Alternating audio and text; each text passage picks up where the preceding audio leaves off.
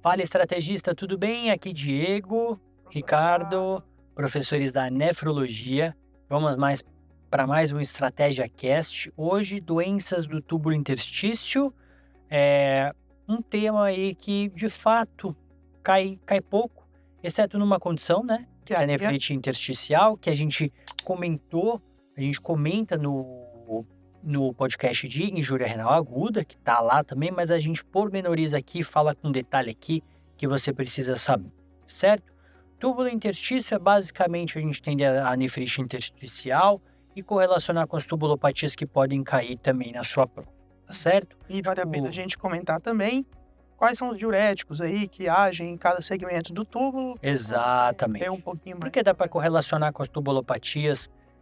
E eu já vi foto de uma questão que mostrava um néfronzinho e aí tinha 1, 2, 3 e 4 nos segmentos tubulares. E aí perguntava qual o diurético que age no lugar tal. Exato, com certeza, é verdade. É verdade, caiu, acho que aqui no Sudeste, né? Acho que no USP Ribeirão, né? Se eu não me lembro, USP Ribeirão, bem lembrado. Então é o seguinte, gente, lembrando dos compartimentos renais, em doença glomerular, a gente destrincha o glomérulo, tem que entender bem. Aqui não tem nada de glomérulo. O compartimento, do ponto de vista histológico, é glomérulo, túbulo, com as suas funções tubulares de reabsorção e interpretação eletrolítica de água, né, de sódio, e você tem o interstício renal, e você também tem a vasculatura renal. Aqui o foco vai ser o túbulo, que é a parte funcional, e interstício. O interstício, gente, nada mais é, na verdade, um espaço virtual, né, Ricardo? Porque se você olha o rim como um todo, o interstício, ele está ali com o túbulo, ele fica mais proeminente em situações que os túbulos estão torcidos, inflamados ou atróficos, né? Então, eu acho que é basicamente isso. A região glomerular, que vai ser a responsável por formar o ultrafiltrado glomerular, que vai entrar no túbulo e vai ter todo o trajeto ali pelo túbulo proximal, pela alça de Henle, pelo túbulo convoluto distal e por aí vai do coletor, até chegar ali, ter a urina já formada nos cálices e adiante. Isso de maneira bem grosseira, o glomérulo é a barreira que faz a filtração, passa do sangue para a urina e o túbulo processa tudo isso, né? Exatamente. Então ele transforma o filtrado em urina de fato. Exatamente, Ricardo. Exatamente. E a gente tem, acho que começando do interstício, né? Nefrite intersticial, gente, é um tema que esse sim as provas gostam e a nefrite intersticial vem num contexto muito de injúria renal aguda. Então, é um paciente que apareceu ali, de repente vem um insulto renal que é agudo e o paciente pode ter TENIA. O que você tem? E é uma causa renal, né? Intrínseca, né?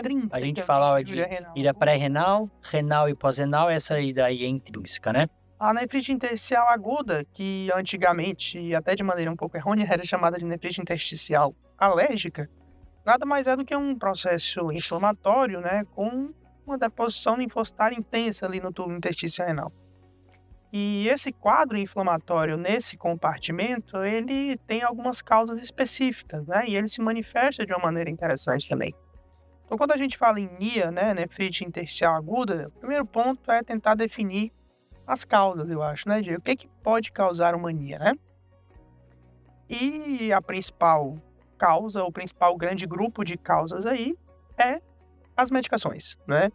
Dentre essas medicações, a gente refina virtualmente qualquer medicação pode fazer NIA, mas a gente sabe que se o autor quiser que você marque NIA, ele vai ter que colocar alguma coisinha ali que faça você pensar nisso. E normalmente a gente está falando de refinando um pouco medicações, principalmente antibióticos, quando a gente fala de antibióticos beta-lactâmicos. Então, eu acho que existe essa grande subdivisão aí, né, da causa macro e se você for filtrando. Claro que anti-inflamatório pode causar anemia, inibidor de bomba de próton pode causar anemia, né, uma causa aí. Com certeza. Cada vez mais a gente está sendo orientado a desprescrever essas medicações, então é importante você entender que tem algum insulto, aquele insulto vai levar ao infiltrado intersticial ali, naquela região, e isso vai se repercutir em injúria renal aguda. Exatamente. Então, realmente é um paciente que chega com uma injúria renal aguda, com esse antecedente, usou alguma medicação, tá? Tem algumas etiologias um pouco mais raras, né? Que a nefrite caiu já, né, Henrique? Nefrite intersticial com uveíte, Esse aí, Tino cara, tava síndrome, né? É, a inspiradíssimo no síndrome dia que ele fez Tino. essa questão.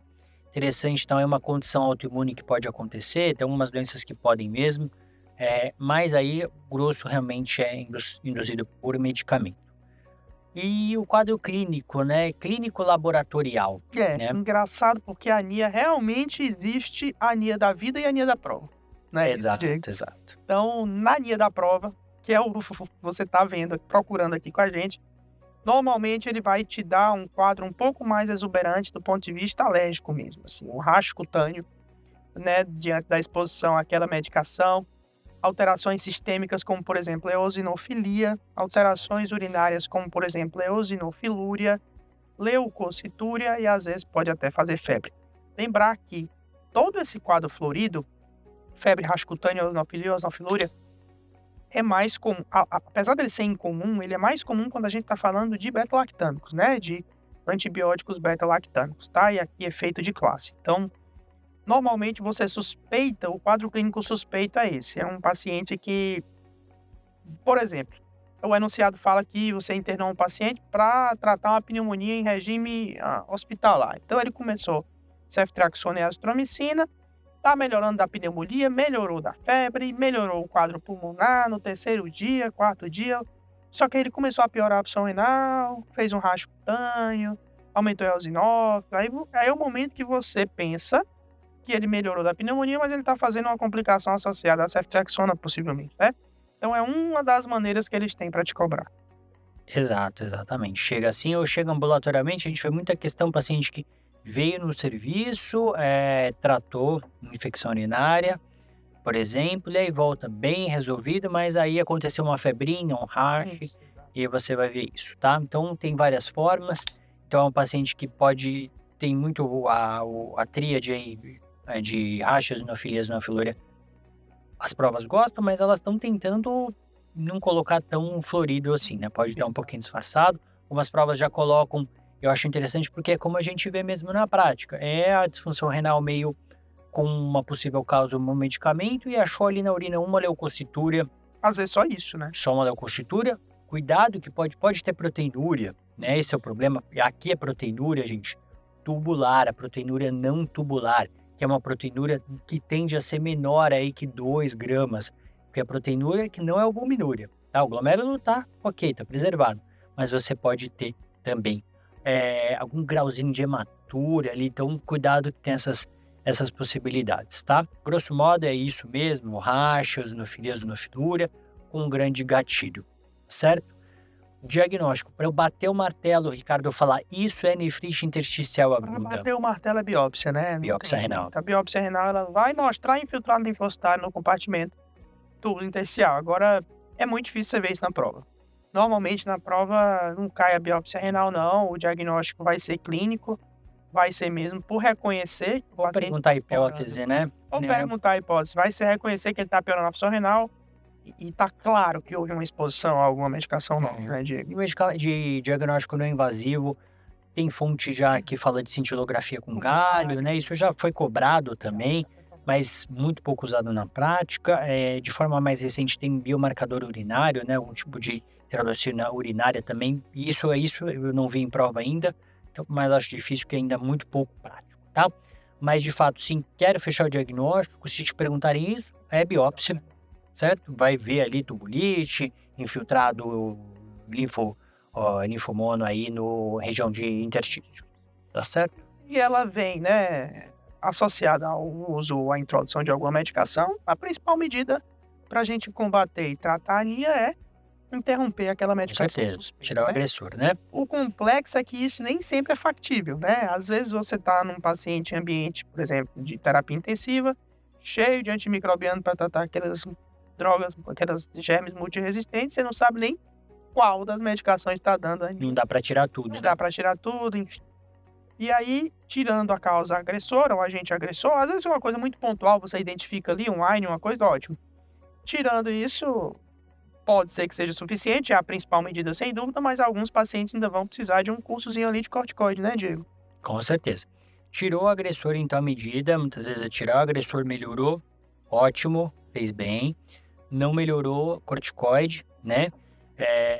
Que também não é mil maravilhas, a gente tende a não ver em alguns pacientes resposta, e principalmente tem que ser introduzido precocemente, né? Então, identificou a possibilidade de inia, tirou o agressor, não está melhorando, tem que começar logo, não dá para ficar postergando muito, porque é túbulo interstício que vai sendo fibrosado e atrofiado, né? Essa inflamação pode virar fibrose e aí pode chegar num ponto irreversível. Irreversível, exatamente, né?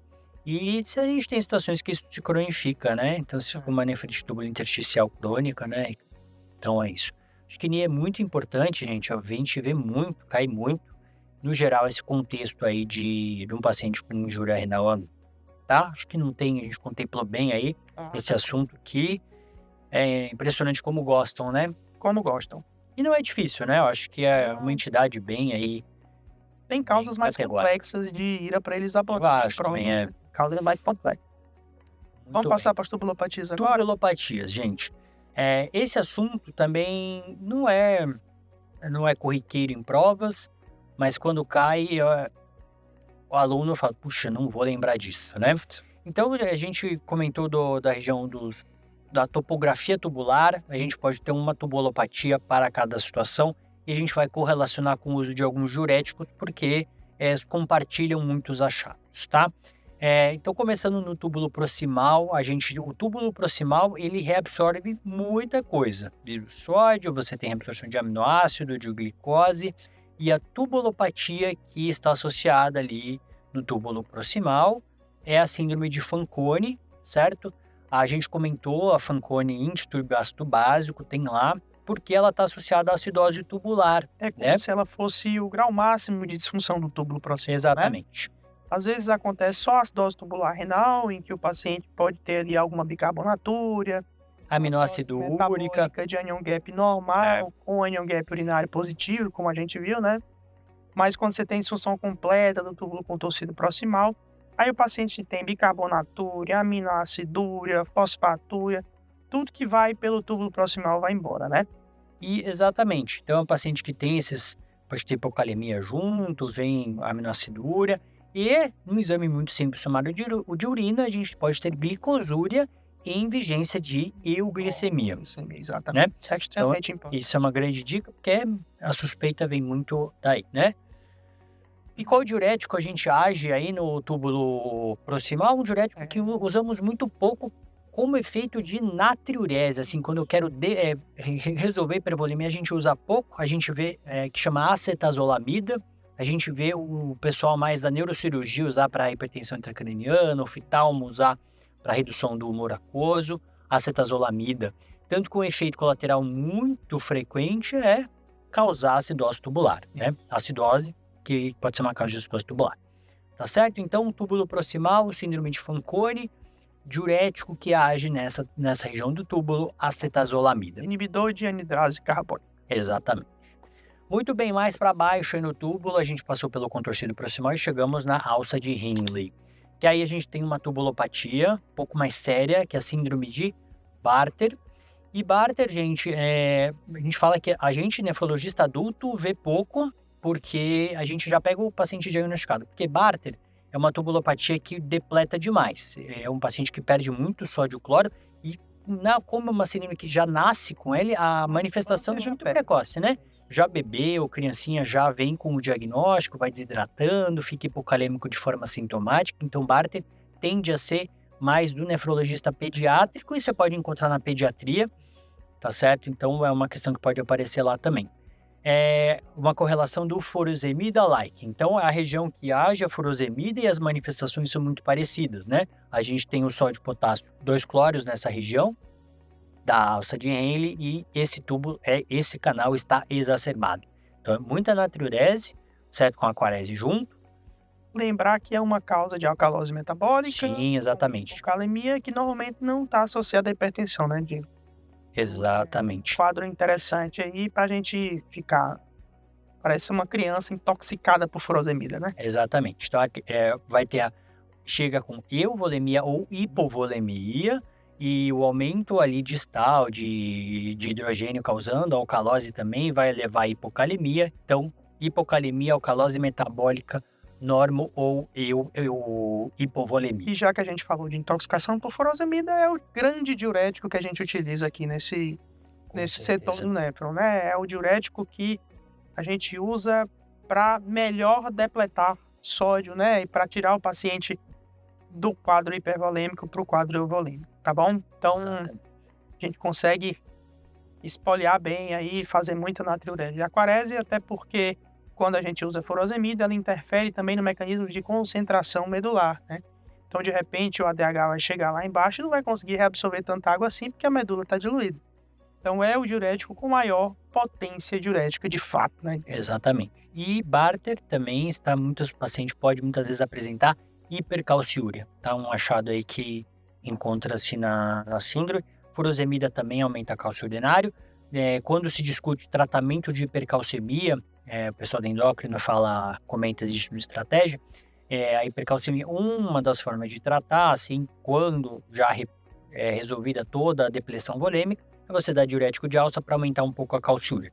No Barter, né, na síndrome de Barter, você pode ter hipercalciúria aí, causando até nefrocalcinose, né, calculose renal, enfim.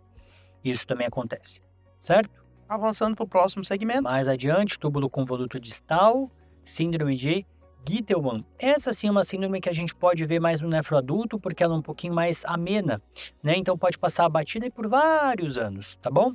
Que é o paciente que ele também causa natriurese, pode ter grau de depressão, um paciente que não é hipertenso, ele tende a ter uma norma ou uma hipotensão, e de fato os pacientes que eu vi com Gitelman, Ricardo, em questão eles colocam ali pressão normal, às vezes até 90/60, aquela pressão limítrofe, né? Aquela pressão que você... Dica mesmo. Exatamente.